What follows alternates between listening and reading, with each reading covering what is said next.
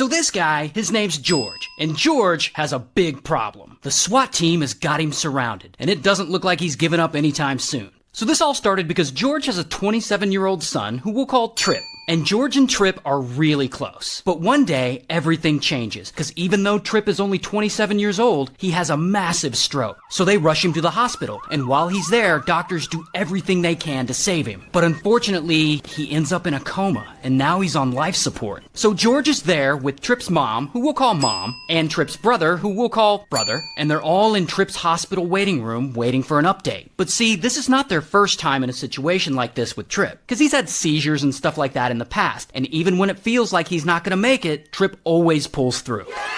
Regardless, this time the doctors come in and they got some bad news. They tell Trip's family they've done everything they can, but unfortunately, Trip is brain dead. And they basically tell the family it's probably time to take him off life support. And the family is just torn up by this news. And Mom, with tears in her eyes, she agrees. But George is like, wait a minute, no way. Why are we being rushed into this? But Brother and Mom disagree. There is nothing that can be done. And they give the hospital permission to start taking him off life support. And George, here's the thing about George. George has been drinking, like, a lot. So he's a little more emotional than usual. And doctors assure him that Trip has no brain activity. And George is like, no, we've gone through similar things like this before. He's had seizures and stuff in the past, but he's always pulled through. Just freaking listen to me. And this escalates, and it escalates, and soon George is yelling at the doctors. He's yelling at the nurses. He says that if they'll just give him a few more hours, he'll be able to process all this and decide if it's really time to pull the plug or not. But no matter what he does, no one is listening to him. The hospital is moving forward, and there's nothing George can do.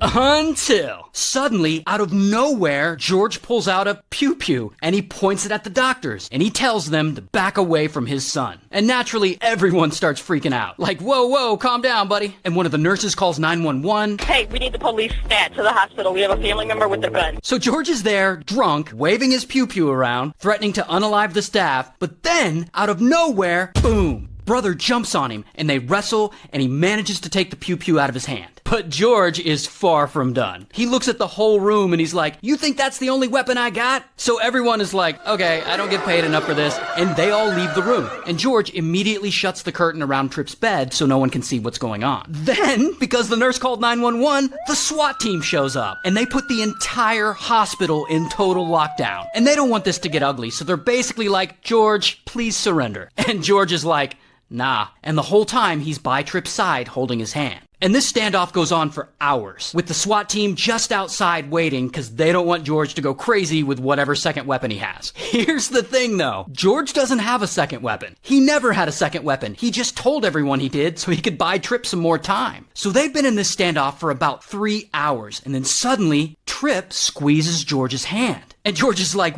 whoa! He's not sure if he imagined it, so he tells his son to squeeze it again. And Trip does. And as you can imagine, George is overjoyed. Like, maybe Trip isn't brain dead. In fact, George is so happy, he immediately surrenders. And police arrest him, and here's his mugshot. So then George goes to trial, and he spends 11 months in prison. But here's the best part. Trip eventually wakes up, and he makes a full recovery. Last I read, he's fine now. He even went on TV and did an interview and talked about it. There was a law broken, but it was broken for all the right reasons. I'm here now because of it. And all this happened in Tomball, Texas, so shout out to Texas.